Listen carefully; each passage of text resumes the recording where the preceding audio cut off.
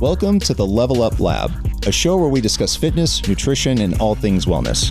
We want to demystify what it takes to be healthy and strong while having fun along the way.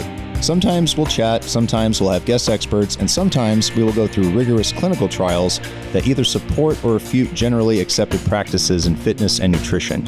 Tyler and Dan are the founders and owners of Level Up Fitness in Boca Raton, the premier strength training gym in South Florida. We are fierce advocates that building and maintaining lean muscle mass is the key to a long and healthy life. For anyone who wants to be strong, fit, and healthy well into old age, listen to Tyler and Dan lay out the path in a fun and entertaining way. We hope you share and enjoy. Welcome back to the show, guys. Hey, what's up, Tyler? What's up, buddy? So I am Tyler. I'm Dan. And this is episode 3 of the Level Up Lab. So in our first installment, we talked about the origin story behind Level Up Fitness, the gym we founded out in West Boca. Second episode, we actually talked about the benefits of strength training and why it's important for everyone to do some form of it. And today we're going to try to link all that together with the age-old question of, can you lose body fat and gain muscle at the same time? Oh, can you do that? The Holy Grail. Yes, you can. Episode over. Yeah, we're going to go over we're going to try to give some analogies and go over some strategies and kind of talk, hopefully having to make more sense to you guys of like how to properly recomp or making, burning fat and losing muscle. Yeah, I like that this is the way you're going at it, right? It's about a body composition change. Because what you typically hear from most people is, I just want to lose weight. I want the number on the scale to go down, right? Mm-hmm. And that makes sense. We understand what that means for most people. And, but really what you would love in the best case is to lose fat, but preserve and gain muscle, right? And those two things happen at the same time so that your body composition, exactly like you said, changes for the better. So your body fat percentage goes down, your lean mass percentage goes up, and you feel good, you look good, and everything's great, right? So that's the goal. Now, the next question is, how do we go about doing that? Right. Like I want to gain muscle and lose fat. Where do I even begin? And I think the first place to start would be obviously your calorie intake. Right. I think understanding your basal metabolic rate, your BMR, or the amount of calories you burn while you're at rest, if you were to sit still all day and do nothing, right. Figuring out or trying to get the best guess of what that number is, and then playing with it from there. Yeah. And so before we even get into that, calories is kind of like a term. Everybody has an association. As soon as you hear the word calories, you usually associate it with some sort of food, maybe some food you really like that may not be so healthy for you. Calories are just a measure of energy, really, right? And so we burn calories through the day. And then, of course, we consume calories through the day. And then the net of those two things, which one you do more of or less of or equal, will determine if you gain weight or lose weight, right? And so calories are really just energy, right? We eat food that provides energy for the body, and then we move our body. But like what you said, basal metabolic rate, which is the amount of calories that you burn when you're not doing anything, just being alive, essentially. Most people don't even realize that's about half or more, 50 to 60% of the calories you burn through the day is just your body keeping itself running, right? Right, exactly. And understanding how your metabolism kind of will play into that is really important. And then, going back to calories, it really is that simple. It really is as simple as, on a very rudimentary level, I understand hormones and things like that can come into play, but, on a fundamental level, if your calories are higher in general than what you're burning either at rest or with activity throughout the day, you are going to put on weight. And if it is less, you will lose weight. Now, whether or not that is fat weight, it is muscle weight, it is a combination of both, it is kind of the determining factor. Yeah.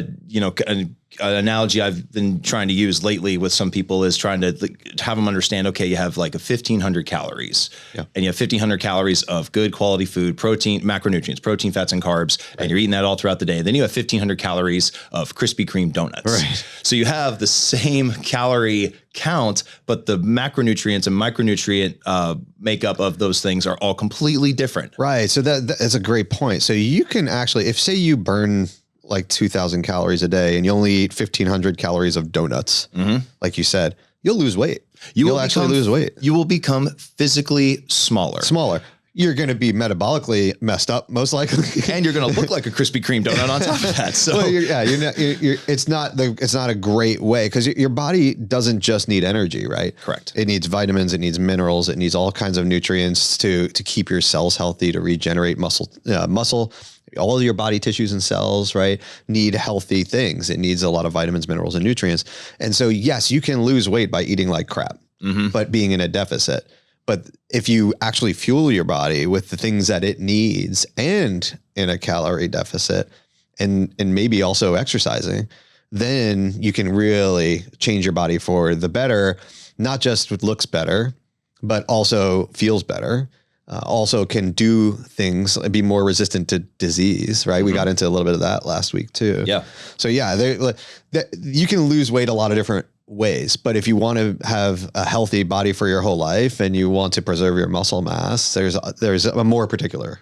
Which is the point and the question that most people come to us is yes, they want to lose weight, but the bigger question between the lines that they're asking is, how do I look better? How do I really change up? How do I look more muscly, to a degree with less fat? How do I kind of get all that together? But they're asking, okay, how do I weigh less? Right. And that's where we have to come in and kind of explain this kind of complicated, but not complicated, scenario, and it be explained no, it really just comes down to making sure that we're not overeating in calories. Your protein intake is high. And, we'll get into that where, you have your 1,500 calories of good food, 1,500 calories of Krispy Kreme donuts. So that good food is consisting of protein, fats, and carbs. It's consisting of, lean meats, complex carbohydrates, healthy fats. That's all good fuel. And then the building blocks to preserve your muscle, hopefully if you're training to then recomp and look the way you want to look. Yeah. It is complicated, right? So nutrition is not a simple, straightforward thing. And there's so many different factors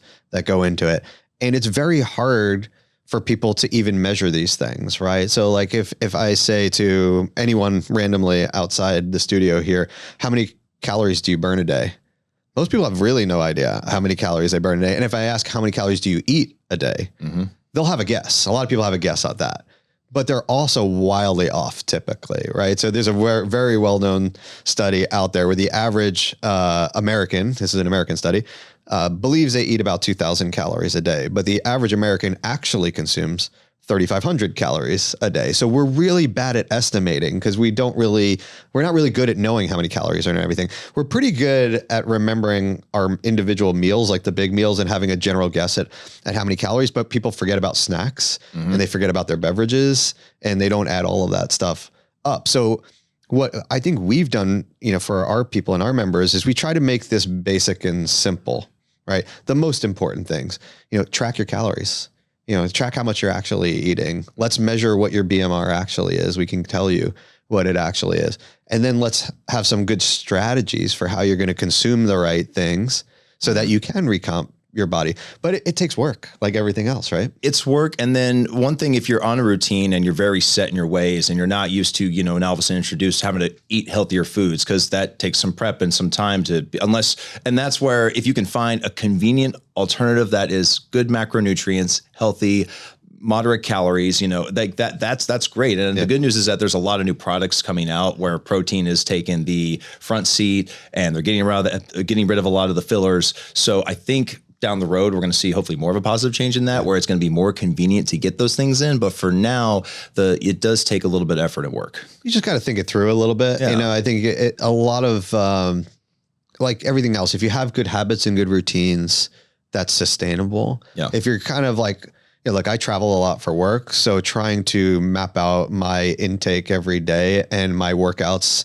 is a challenge, right? And it is hard. So I just have to, the night before when I'm going to bed, I'm thinking through, okay, how am I going to get my protein tomorrow? How am I going to make sure I don't eat like crap tomorrow when I'm traveling and flying somewhere? Is there going to be a good gym where I can get a good workout in? Am I going to have time to do that? Yeah. Let me ask you something. How often do you take a day and remeasure all your food? You take a day where it's pretty normal and pretty typical and okay, I wake up and I have, 2 eggs and I have a piece of toast, and for lunch I have this, and you're actually measuring out the correct serving sizes. I don't do that. Yeah. I don't do that. I mean, I'm really good at the estimating. Yeah. Right. So I know fist size. You've done it before. Yeah. And this is my point is I tell a lot of people if they've never done it before, take one day and count your calories. Yeah. Yes, it's going to be work. Yes, you got to write some stuff down. You got to put it in your phone, however you do it. Trackers are great. Trackers, but get that number, get a baseline, get an idea. Cause I know people that do, and they're like, oh my gosh, I'm eating 1,500 calories more than my BMR. I'm eating so much more than I thought I was. You don't have to be perfect. Like if you're tracking it and estimating, you're going to be pretty good. Right. And that's all you really need to be. Now I do track I track my calories, but I don't measure.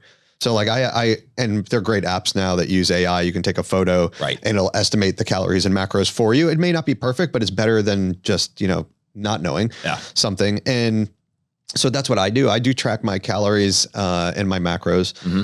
I don't necessarily plan the whole day, but I plan my protein consumption pretty well, because I know for me right now, I'm in a calorie surplus. I'm trying to gain muscle mass right now. So I'm in a slight calorie surplus, and I need to get roughly 175 grams of protein a day, which is a lot, and try to make that fit into my calorie expenditure or my calorie intake that I'm allowed too. So I plan my protein first, and then I fill in the carbs and fats to try to get to my overall calories, which I'm tracking.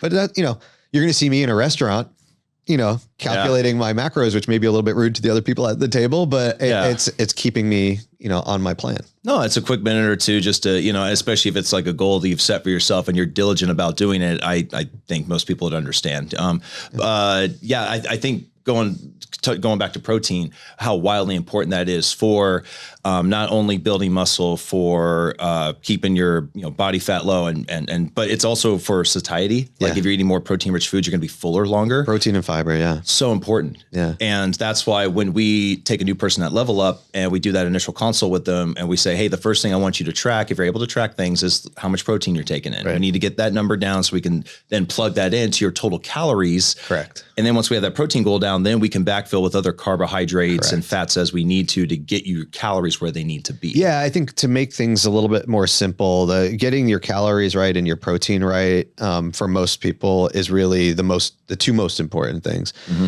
Carbs and fats, it is important to understand what carbs and fats are your body's fuel source. That's the primary fuel source. Carbs first and then fats. Protein really is the body's way of regenerating itself, fixing, growing, right? It's not necessarily a primary protein source. I'm sorry, not necessarily a fuel source. It's more of the regenerative things for your body. And so, when we hear a lot of people say, well, I'm going to go eat no carbs.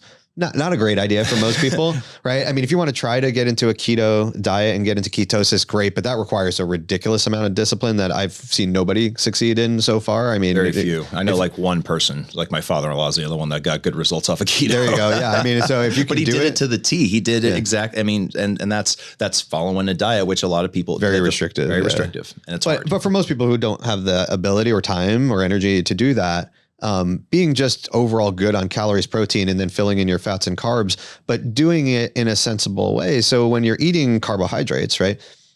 Carbohydrates are very, very important. We need carbohydrates, but you don't need processed breads and cookies. What you need is whole grains, legumes, sweet potato because they have tons of vitamins and nutrients and fiber, all of the things your body needs, and so, it's great to, continue to eat carbs and fats, but to get to your calorie level, but protein first. If you do proteins and calories and fill in with the rest, you're generally going to be good. Exactly. And again, these are all just general ideas and general strategies of how to kind of get you in the direction of where you want to go. And then we can really fine tune your training, fine tune your nutrition from there. It's just getting a general sense of where your calories are at, your protein, and then other macronutrients following that. Real quick, I want to link in the study here. There was one I read that was talking about, they always say that you want about 10 to 35% of your daily calories to come from protein. Well, one study was saying that you want about 30% of your total calories from protein to promote weight loss and satiety. So you really need almost 30% of your diet to be protein enriched foods, because that's what's going to allow you to not overeat at the end of the day. It's going to actually promote significant weight loss as opposed to maybe just moderate to maintenance level, 100%. And lean proteins primarily too, right? And so if you think about how you get your protein to get to like a good target, whatever your target is, we usually say about 1 gram per pound of optimal body weight per day. So, for me, that would be about 155 grams per day. But since I'm trying to gain muscle, I've taken it up to 175. But that's kind of your goal. Now, if you're eating, 3.5 grams of grilled chicken versus 3.5 grams of ribeye, you know, you're going to get good protein from both of those, but the calorie density of the fattier meat is almost twice that of the lean meat. So you got to fill it. Like, how am I going to get to the, if I'm going to be in a calorie deficit too, because I want to change my body composition, you want to, lean a little bit more on those leaner cuts of protein or plant-based proteins, by the way, which are also very good. Yeah. And so to get your protein that way, you can have red meats, obviously, but you want to kind of limit them because it's going to blow out your calories sometimes. Yeah. And that's the point of when we're prescribing diet plans, nutrition plans, and guidance is we say, you know, stick with leaner cuts of meat. We always say the chicken breast. We always say the top sirloin, turkey and fish. You can have the chicken thighs. Sure. You can have the ribeye. You can have the strip steak, the pork loin. Just know that, like, again, you have the protein content, but then there's lots of fat tissue with some of those cuts. So you're also getting, and again, it's good fat. Animal fat is plenty good for you, but it's added calories at the end of the day. And if you're trying to either get smaller, trying to be in a deficit, or recomp and making sure your calories aren't too high, then that's something you do have to consider when selecting your cuts of protein. Yeah. At the risk of stating the obvious, if you're eating grilled chicken breast, right, which has very little fat to it, it's a very lean cut of protein. So mostly what you're getting is protein, and protein is 4 calories per gram. Right. Right. If you then getting, you know, a ribeye steak, that is a fairly large part of it is also fat, not just protein, but fat too. On the fatty part of that meat, you're getting 9 calories per gram. So it's more than 2 times the calorie density of the leaner cut. So it's just something to bear in mind. It's not that red meat is fine for a lot of people. There's other metabolic issues that go along with red meat that we'll just put off to the side for now. But, but when you're trying to be in a deficit and get enough protein, lean sources are your friend. And like you said, they keep you fuller longer, digest slower. It leads to excellent muscle protein synthesis. So if you're lifting weights, it's converting and growing your muscles in a very efficient way. Absolutely. Sinful slabs. I mean, they're great, but you gotta avoid them at sometimes, especially if you've got goals. Little treats here and there, right? And it's, again, as long as you're tracking your calories and your macros. And I know that sounds annoying. I used to think like, oh, this sucks. I hate tracking. But once you actually get in the habit of it, it's really not that bad. And you don't have to be perfect. You just have to, be in a good habit, good routine, just like everything else. Well, and then most of the more disciplined people I know, they eat the same 4 or 5 meals throughout the entire week. It's the same stuff because they know what's in it. They've already got it measured out. They've done it hundreds of times. So, and it becomes second nature. And then they mix it up for, dinner or maybe a breakfast here or there. Very, very important. Yeah. I think that's the other thing too, is to remember, like, food is enjoyment too, right? You can enjoy food and you can have the things you like to have.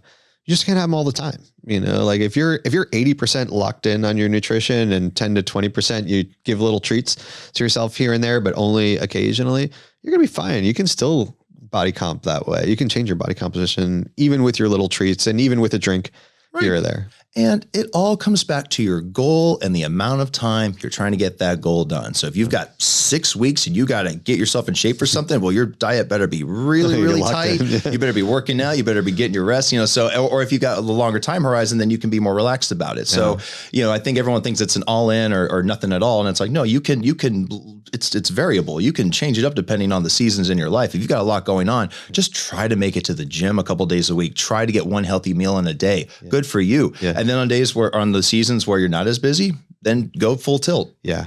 There's so much we can unpack on this too, because I think most of the people that we talk to that do want to change their body composition, which is a fair number of people, right? They get frustrated quickly because there's a lot of variables at play. Like there's so many things, and not everybody likes to be, eating the same 4, foods all the time. But like you said, like if you measure just for a little while, just measure out your food, plan your food, meal prep for a week, even if you just start the process, you'll get into better habits anyway. And that's the one thing I like to tell people too is, just, make a better choice. You don't have to change everything. You don't have to like cold turkey the things that you love, but whenever you're thinking like, oh, I really want to have a donut, just make a slightly better choice. You can still have something that's not wonderful for you, but if it's a better choice than what you would have, you're already on the path to a better place. Right. And the more you do that, the more you keep making better choices, week after week, month after month, year after year, you're going to be shocked at how better you feel and the results that you see. I think those are, it's all about making better choices and better habits over time. Habits compound, whether they're healthy habits or negative habits. One will typically lead to another down that same path. So if you start working out, you're probably going to want to get your nutrition better. You're going to want to catch up on your sleep. The same couple things we talk about all the time that you're just going to want to naturally do because you're going to wind up feeling better overall. Then all of a sudden, 3-4 weeks later, you start looking better. 100%. And I think that compounding effect is so powerful. As you know, like my day job is in finance, right? And the power of compounding returns, compound interest. And when you see it graphically over a period of time, it's not like your money grows like this. It grows like this because of the compounding effect. Same thing happens when you do, your own diet. You're actually probably going to body composition change more linearly, but it's still going to be very continuous. Yeah. And the gains that you see from strength training, they do actually kind of compound. They do actually accelerate a little bit, and then they start to plateau a little bit, and it's a lot harder, but you still get these big gains that are based more on consistency than they are on anything else. Love, great segue, because that was actually my next thing I wanted to go over was, okay, so we got the nutrition, kind of hammered down. We got to make sure we're playing around with our BMR, calories, protein, and other macronutrients. So now when it comes to the gym, one thing I'm seeing happening now, and I expected it, is we're about 2.5 years in. We've had a lot of people that have been there almost the whole time. Sure. And some people are starting to hit plateaus with their lifting. They're starting to be like, hey, I'm not really lifting anymore, and I haven't seen any further change. And now we're having to have those conversations. Okay, now your body has caught up with everything that you've been trying to learn over the last 2 years. You're now where you've been training to. Correct. Now you have to push it further. Right. And more so sets, the concept of plateaus in both strength training and in weight loss, they're similar in opposite directions, right? So we see a lot of people who hit plateaus in their weight loss, and the reason why is one of two things. Either they're not being as compliant with their deficit as they think they are, which is most of the time, or their BMR goes down as you lose body weight. And so they're not as in big a deficit as they used to be. Yes. They have to reset. On the strength training side, you're right. Your body adapts, as you lift weights, your body adapts to, being able to do that. And then you have to push harder to get those incremental gains. But there are a lot of ways you can do that, right? It doesn't have to be just heavier weight. Right, exactly. And that's something that we're, trying to explain now, and even we're trying to introduce into our workouts is, once you are no longer achieving results with straight sets, like I did like 3 sets of 10, I took a 1 minute break between each one. You'll get, if you're a brand new lifter, you will see the beginner gains effect of that. You will see more metabolic benefits, but after a while you'll plateau on that. And that's when you have to start introducing other stimuli, drop sets, supersets, pyramid sets, obviously changing up the weight, changing up your range of motion, changing up the movement pattern slightly. And there's all these things that we actually do in the gym, because it's all squats and rows and presses. It's all kind of the same stuff, but with slight, deviations that allow for a little bit of extra stimuli that maybe you're not going to get if you're just doing straight sets of squats, for example. 100%. And this is the concept of progressive overload, but we don't have to even use the technical term for it, right? We can just say, like, make it more difficult on yourself one way or another, and because that's the only way to continue to grow muscle is to challenge the muscle, fatigue the muscle, to be able to then do more, right? That's the way that works metabolically. And so, that concept is fantastic, because I think, in many people's mind, including my own for a while, like it just means lift heavier, lift heavier, lift heavier, lift heavier.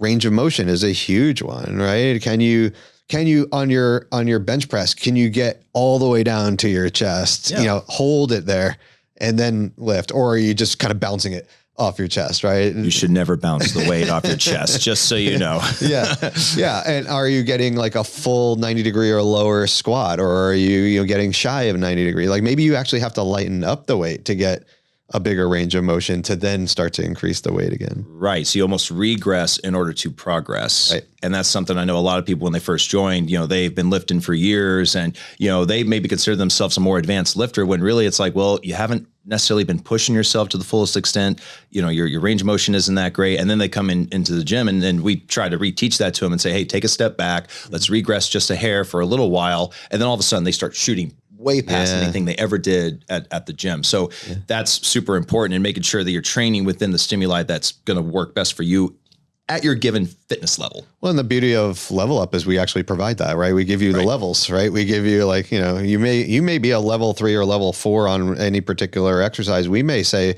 hey, let's regress you back down a little bit to level 2, level 3, but let's see a bigger range of motion, slower tempo, maybe more reps, because oftentimes our lower levels have more reps to them. Try that, and then go back to the higher levels where you can then use that range of motion or use that tempo, or do all your sets at a lower level with as much weight as you can press. Nobody ever does level 1 on a lot of things because it seems like an easier motion, but some of them it's just a seated dumbbell press and like, all right, go and do 50s or 7 or whatever, go do some heavy weight and really, tap into those muscle fibers. I think people are starting to see that now that there's more than one way to train, which is great because it's going to allow for more people to benefit and more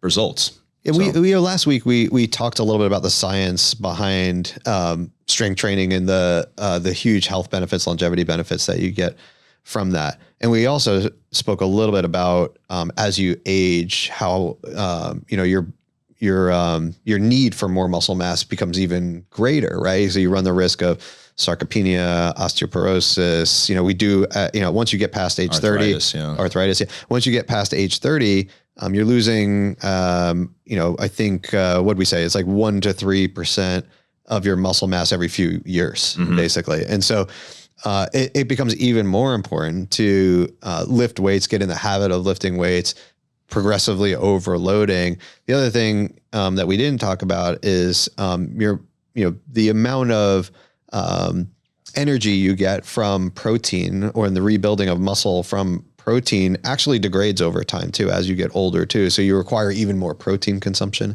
as you get older, even more heavy lifting, right? You really have to make that a consistent part of your life.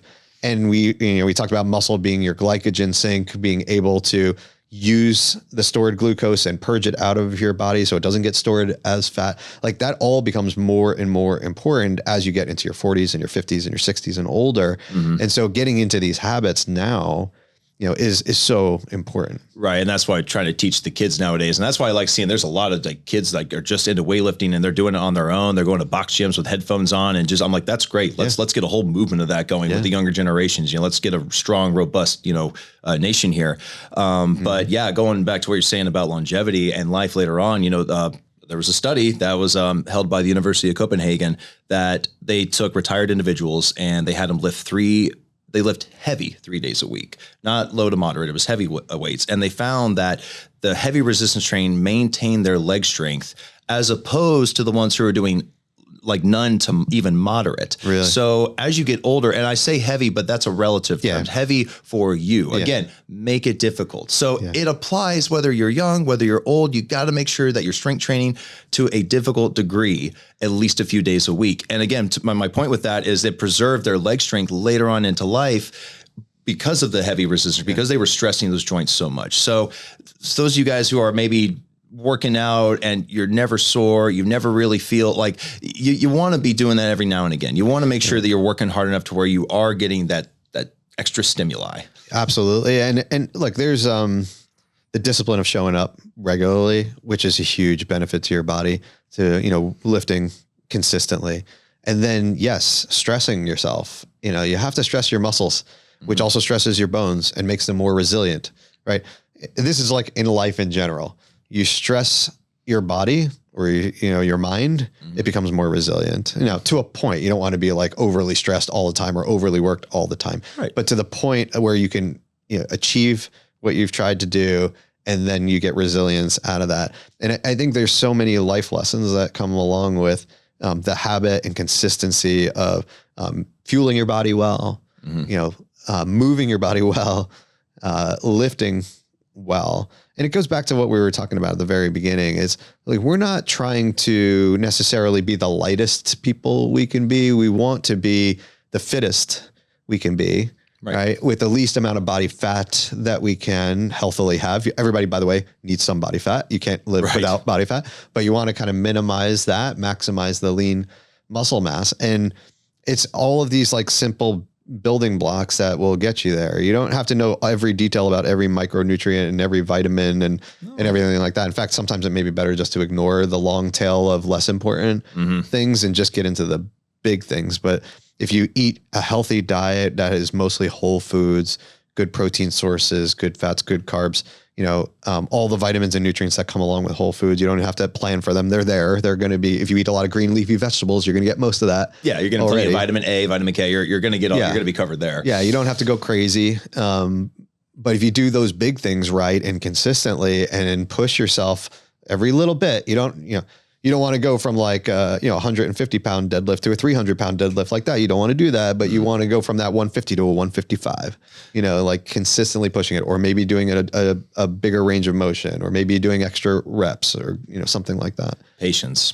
People, we all want instant gratification. I totally understand that. And what we're trying to provide is the fastest track for you to get there. It's like, you can do it quickly, but it is a lot of hard work that is outside of what we're normally used to doing. Because we are naturally, for our lives, we're sitting most of the time. We're not moving as much. We're not expending more calories while we're necessarily at rest. So it is going to become harder to have like a physique that maybe, you're striving for. Now, one thing we started to talk about, but we probably should dive a little bit deeper into is if you are trying to lose fat and gain muscle, we said you do have to be in a little bit of a calorie deficit to do that. Not a big calorie deficit, right? Because if you want to preserve muscle, you can't be depleting the calories too much, right? You still need to have, 90% of what your normal daily expenditure is, give or take, to still be able to maintain muscle. Because if you're trying to lose weight with a calorie deficit and just do that, say you're not working out, you're going to lose fat and muscle. Correct. Right. And usually the percentage is something like you'll lose 2/3 of the weight in fat, 1/3 in muscle, give or take, if you're in a calorie restricted diet. We're telling you like, hey, you can preserve the muscle part and just lose the fat if the calorie deficit is more moderate and you're lifting heavy weights and eating good proteins and stuff like that. And that's, I think, a general good rule to preserve the muscle. There are people today that are taking GLP-1 drugs, and we have no opinion on that. We're not going to say good or bad. We're just going to say, how does that work if you're strength training? So if you're taking a GLP-1 and not doing anything else, it's very much like a calorie restricted diet in that you will lose muscle and fat in roughly the same percentages. According to the data, you lose about 1/3 of muscle mass. 1/3 of your weight loss is muscle mass. 2/3 of it is fat, just like a calorie restricted diet. So, if you want to recomposition your body to maximize lean mass, minimize fat mass, and you're doing GLP-1s instead of, or in addition to a calorie restricted diet, again, the lifting and protein are so important there, because you want to lose that body fat, however you're doing it, but you still want to gain muscle. Is probably even more important, as you lose weight, to maintain that muscle, whether you're doing it through calorie restriction or through medication. Right. And that's something I think a lot of people maybe misinterpret in the beginning, especially when they first start working out. They get the beginner gains from the strength training maybe, or they're getting the muscle, the fat's coming off quickly because your body has to respond very, very quickly. And then all of a sudden now you start to hit that plateau and you have to do so much more to be able to get to that next step. And again, with GLP-1s, to your point, is that, you're not taking in as many calories just in general. Right. So your body is having to use what it has attached to itself as fuel. Muscle mass or muscle is an incredible fuel source, and your body will want to use that even more so than sometimes fats and carbs if like the scenario presents itself. So if you're really under eating your fuel sources, your body will start to tap into muscle as fuel. Yeah. Yeah. So it's even more important to make sure you're getting enough protein, if you're using GLP-1s.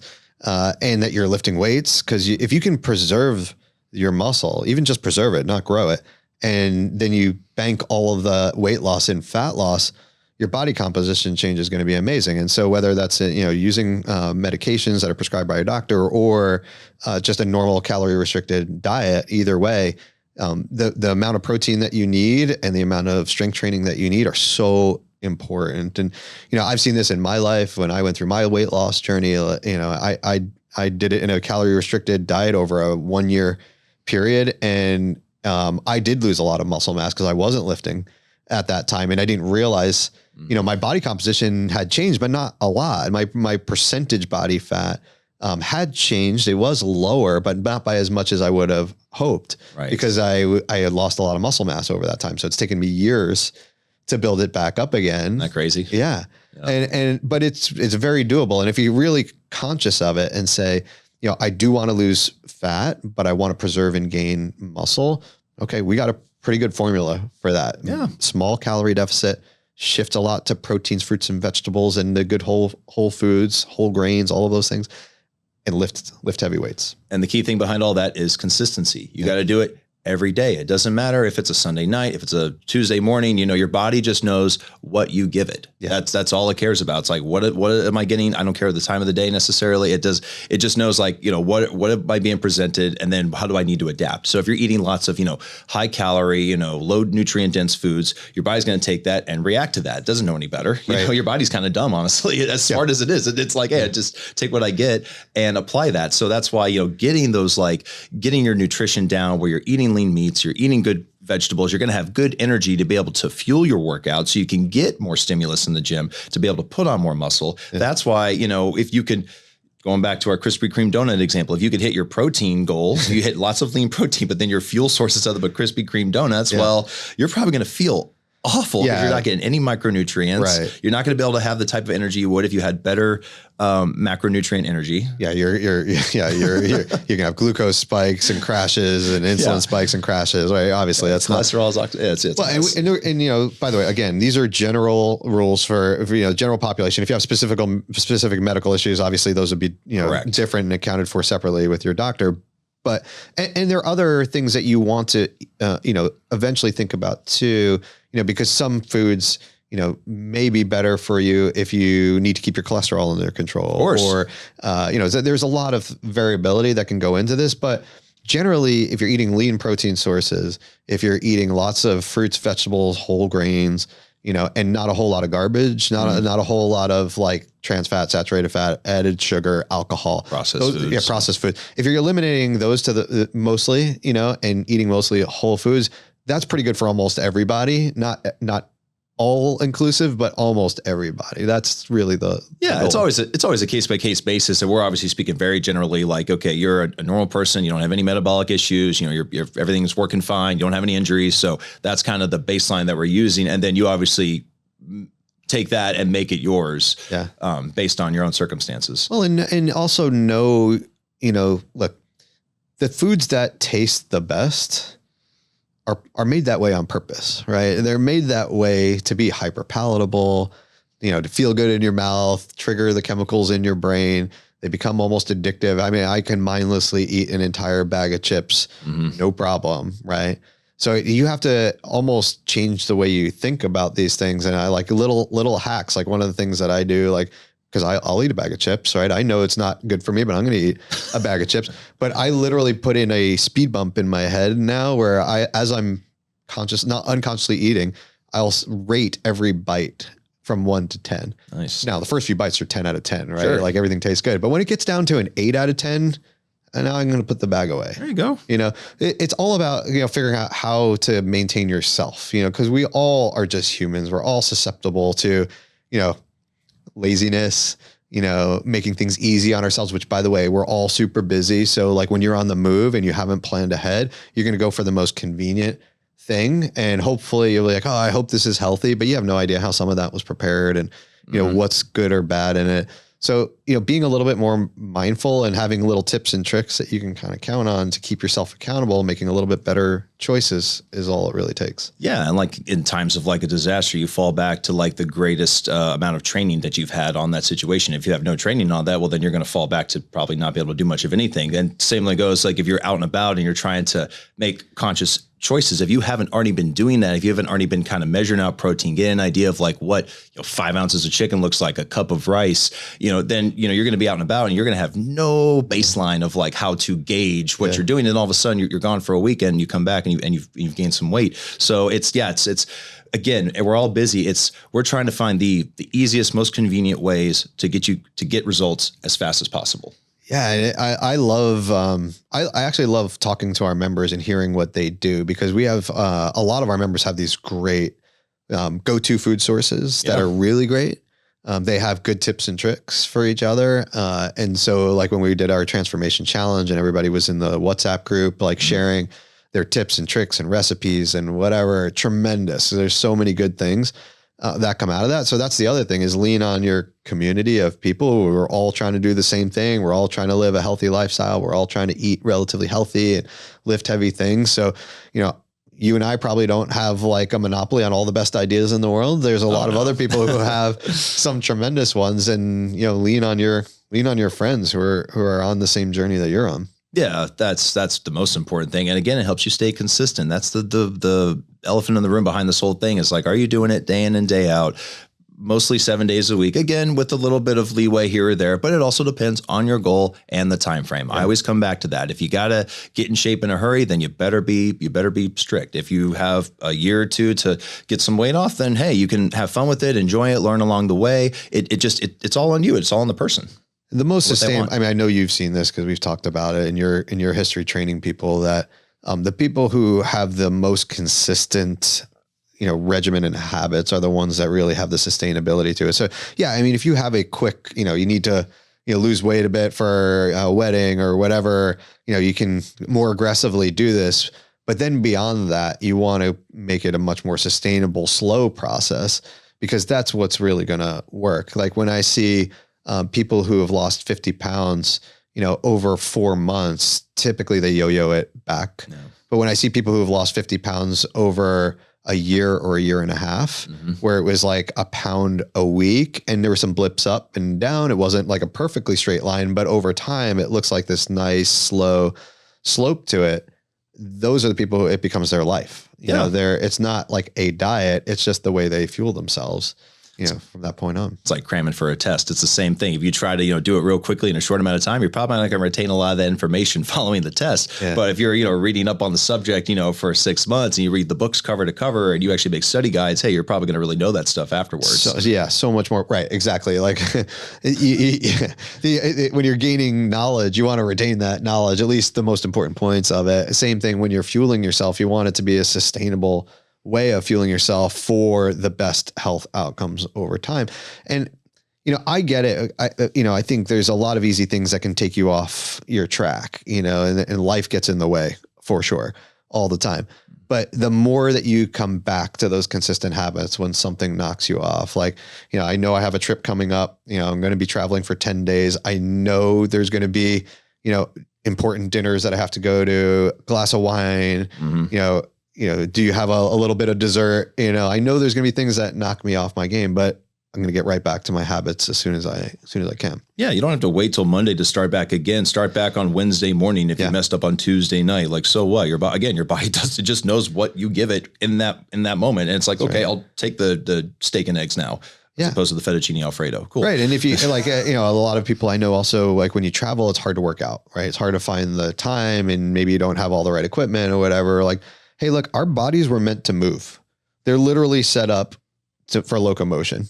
So get up and walk, do some body weight squats, just go walk on the crappy treadmill that they have in the hotel for a little while, or go outside.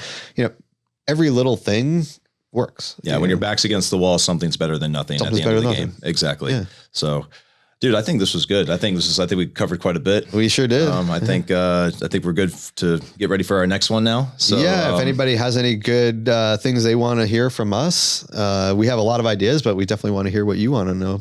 Yeah, we'll post links where you guys can click and see all any sources we reference. And then, if you guys have any other topics you're interested in, definitely shoot them our way. We'll put an email at the bottom of the description as well, so you guys can send and be like, hey, I have a question about this, if you guys want to talk about it. So, this is great, man. Thanks a lot. Good to see you, Tyler. You too, buddy. Good job. Bye.